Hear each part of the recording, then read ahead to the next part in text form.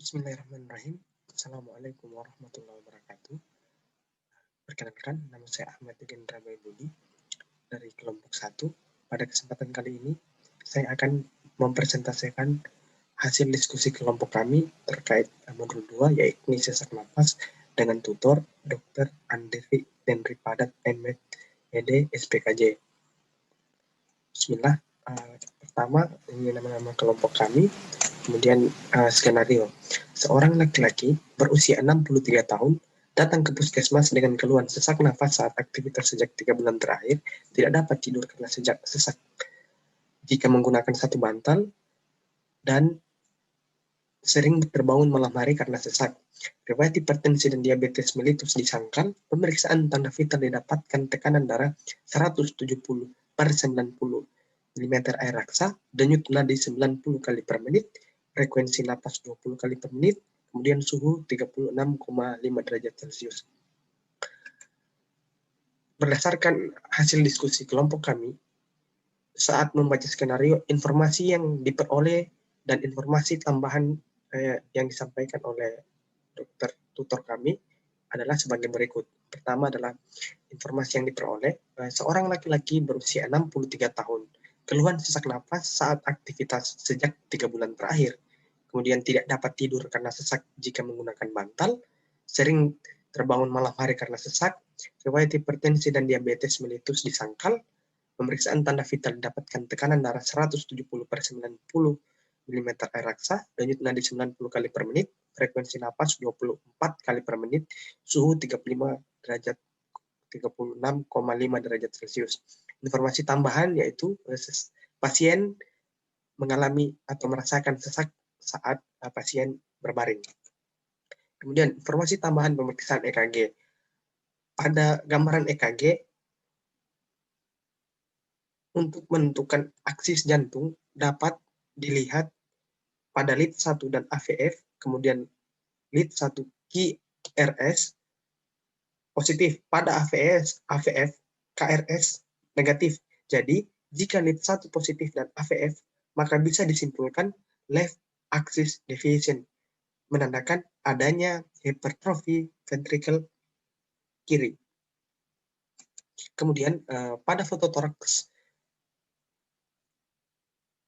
dalam hal ini informasi tambahan pemeriksaan, dapat kita lihat bahwa kardiomegali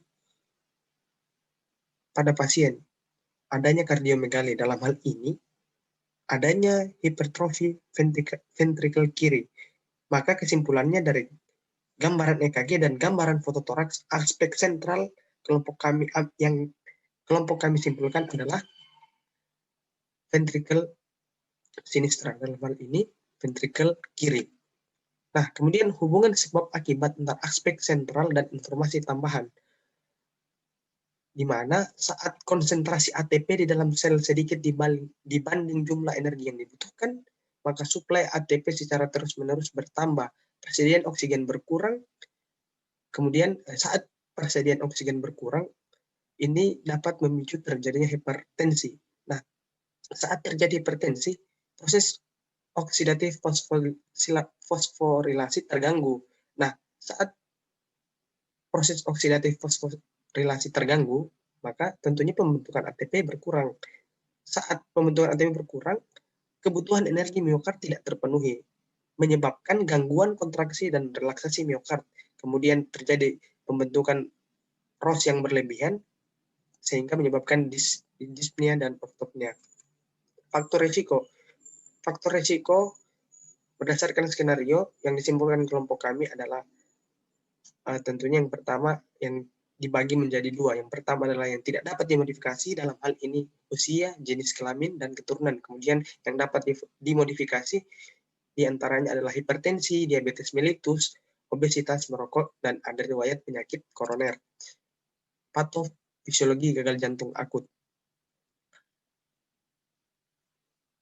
Faktor prepitasi menyebabkan peningkatan regangan dinding ventrikel, kemudian saat terjadi peningkatan regangan dinding ventrikel, tentunya akan menyebabkan hipertrofi. Hipertrofi inilah yang menyebabkan penurunan kontraktilitas pada jantung, menyebabkan tentunya curah jantung menurun, kemudian menurunnya tekanan darah dan volume darah arteri, kemudian mekanisme kompensasi, peningkatan simpatis, peningkatan sistem RAA, peningkatan aldosteron dan ADH, kemudian hal inilah yang menyebabkan vasokonstriksi, dalam hal ini retensi cairan. Kemudian penegakan diagnosis. Untuk menegakkan diagnosis, diantaranya dilakukan yang pertama tentunya pemeriksaan fisik, dalam hal ini auskultasi, kemudian pemeriksaan penunjang, dalam hal ini ekokardiograf dan pemeriksaan lab. Penata laksanaan. Kelompok kami mengambil kesimpulan untuk penata laksanaan adalah yang pertama non farmakologi, yang tentunya adalah mengedukasi pasien saat berobat. Kemudian yang kedua adalah pemantauan berat badan secara mandiri.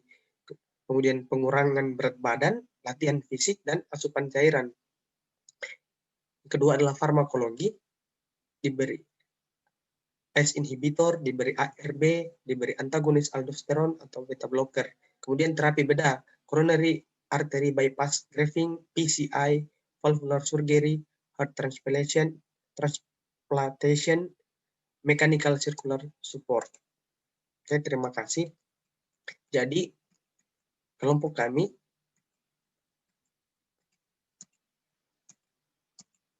berdasarkan skenario pada yang diberikan kepada kelompok kami, tentunya kelompok kami setelah melakukan diskusi mengambil kesimpulan bahwa pasien yang berusia 63 tahun ini mengalami gagal jantung akut, di mana dengan berdasarkan keluhan pasien seperti sesak nafas yang dirasakan pasien saat beraktivitas, kemudian pada foto toraks pasien juga didapatkan kardiomegali. Dalam hal ini tentunya pembesaran ventrikel kiri. Hal ini menunjukkan bahwa pasien mengalami gagal jantung akut. Baiklah, mungkin ini yang bisa saya sampaikan. Lebih dan kurangnya saya mohon maaf, karena saya adalah hamba Allah yang penuh salah. Tentunya mungkin dalam penyampaian atau hasil diskusi kelompok kami masih banyak hal-hal yang harus diperbarui. Atas perhatiannya saya ucapkan terima kasih. Mohon maaf atas segala kesalahan kata, kehilafan selama melakukan pemaparan dari hasil diskusi kelompok kami. Billahi fisabilillah, wastabiqul khairat. Assalamualaikum warahmatullahi wabarakatuh.